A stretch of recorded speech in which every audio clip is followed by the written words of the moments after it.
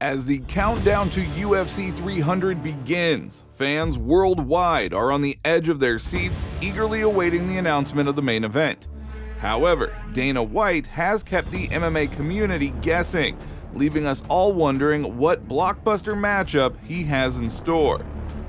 Give me 20 minutes. 20 minutes, I'm going to announce I'm actually going to announce a title fight for UFC 300. Disgusting, despicable, makes me sick. Amidst this whirlpool of speculation, one potential bout emerges as a beacon of excitement. Tom Aspinall versus Alex Pereira. Now, this potential showdown is gaining traction, fueled by social media buzz and fans' imaginations. So join us as we delve into the possibilities, the rumors, and the anticipation building around UFC 300's main event. Will Aspinall versus Pereira be the clash to define a generation? Let's find out. With UFC 300 approaching, fans are eagerly anticipating the announcement of the main event, but Dana White has kept everyone guessing about what is in store, with several big names already being ruled out for the headline show. The absence of potential matchups like McGregor versus Chandler or Adesanya versus Duplessis is out of the question because Dricus du Plessis said that he is not going to take part in UFC 300, saying, "If I participate, it means I won't go into the fight completely healthy, and defending my title is more important to me than during what kind of fight Dana White is preparing for UFC 300. But we thought Dana was going to announce UFC 300 main event and co-main event today, but he didn't do any of that. He announced that McGregor-Chandler's not happening. It's not happening in June. This is what my skeptical hippo eyes think. McGregor has 1 or 2 fights left on his contract. The UFC never lets you fight your contract out, especially if you're a megastar like Conor. Manny Pacquiao's coming out of retirement. His number one opponent he wants to fight is McGregor. I think Conor's like, yeah, I just need to fight Chandler and then I'm going to fight Manny Pacquiao. And UFC's like, no, you're not. You only have 1 or 2 fights left. We need to figure out a new deal with you. And he's like, no, I don't want to do that. I want to fight Chandler. I'm going to fight Manny Pacquiao, probably Jake Paul, and maybe Nate Diaz in boxing. That's what I want to do. And UFC's going, no way. We can't let you go. Because remember, too, the UFC's also in negotiations because their rights are up at ESPN. So that's going on. I'm sure Conor brings a lot to the table for the negotiation rights to TV, whether it's Netflix or wherever they're going to end up. So they can't let him leave, so they're just prolonging it. I think it would be a flex on Dana's part, too, to do it, because remember, he wouldn't let Francis do it. What do you think sells more, Francis Fury, which didn't do great, or Conor Manny Pacquiao? So I think there's a lot going on behind the scenes we're not privy to. With John Jones and Stipe Miocic slated for a summer bout, the question remains, who else can headline such an event? Chimaev? Okay, but against who? Or Makhachev? Okay, but who would he fight? Or Habib? Not a chance. This is #1 bullshit. Yeah, so I'm a mark. Conor McGregor's fighting Chandler. Eventually, yeah. Hopefully this year. No, I heard we got a date. We didn't have a date. Chandler's pushing for a date. People are pushing for a date. Conor said he knows a date. Everybody has a date. You're the guy that got to set the date. You should say the date. There is no date. Come on! I'm hoping for the fall. We get it done in the fall. Anyway, so it's not going to be Conor McGregor. So who is it going to be? Okay, a lot of people are thinking, right? But there's one name that springs to mind. There's one name that it has to be. Alex Pereira.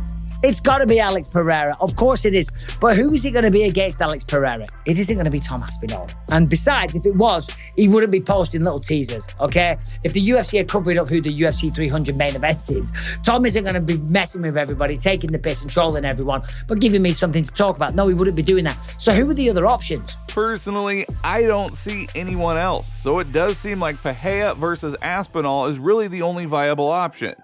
Now, the potential clash between Tom Aspinall and reigning UFC light heavyweight champion Alex Pereira is generating significant buzz within the MMA community, especially as it could happen at the promotion's landmark event, UFC 300, on April 13th.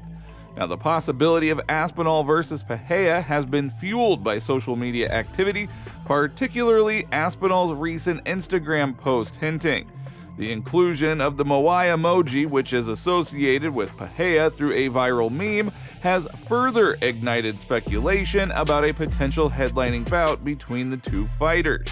While such posts often leave room for interpretation, fans have eagerly seized upon these hints and reacted to the possibility of the fight with their predictions for it. LOL, free win for Aspinall, unfortunately. One takedown and it's over, and even probably sparks him with a 1-2. Another fan wrote, Poatan is no heavyweight. He will get mauled, unfortunately. That is not a main event worthy. Who wants to see Tom choke out Alex? I hope to God not. Will be one of the most one-sided main events in history. Don't do it, Alex, posted another fan. Now, Aspinall commented on another wave of rumors that his fight against Alex Pereira will headline the UFC 300 event, saying this. Heard nothing so far. As I've said plenty of times before, I'm not one to turn down fights. I'm not particularly looking for that fight, but if it's available and they offer it to me, I will take it. It's ready to fight, aren't you? I'm ready to fight, mate. There's been a lot of shouts about who I should fight next, and I'm ready to fight, so let me know. Simple as that, just let me know who and where, and I'm like the easiest guy ever to entice into a fight. Like, every time the UFC have asked me to fight, I've said yeah. I've never even questioned against who, where, when, or anything like that, so make me an offer, and it's highly likely I'll say yeah. How many fights do you ideally like to have this year? I'd like to have two. 2 fights is perfect. I think if we can have one around the early summertime and then one the back end of the year, that's realistic and it's ideal. Like, I'm not, obviously I'd like to have more, but you've got to be realistic about it. You know, I've got a lot of stuff on outside of fighting, and as a champion and stuff, there's only so many slots that you can be available to fight on. So twice a year is realistic and definitely doable. So yeah, 2 fights would be perfect. Now, the matchup between Aspinall and Pereira presents an intriguing stylistic clash. Aspinall, known for his devastating knockout power and strong grappling skills, poses a significant threat to Pereira, whose striking prowess and championship pedigree are well documented. A fight between the two would not only showcase their individual talents, but also provide a platform for both fighters to stake their claim as the top contenders in their respective divisions. Additionally, the significance of such a high-profile bout headlining UFC 300 adds another layer of excitement to the potential matchup. Ultimately, whether the much-discussed showdown between Tom Aspinall and Alex Pereira comes to fruition remains to be seen. However, the anticipation surrounding the potential clash underscores the continued evolution of the UFC's heavyweight and light heavyweight divisions.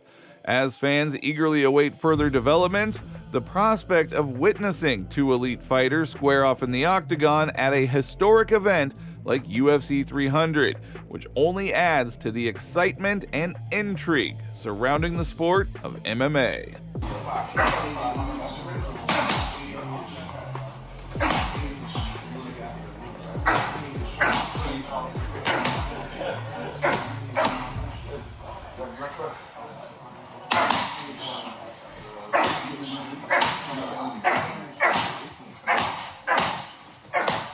That is all for today. If you liked the video, don't forget to like and subscribe to the channel because it is very important to us, and thank you all in advance.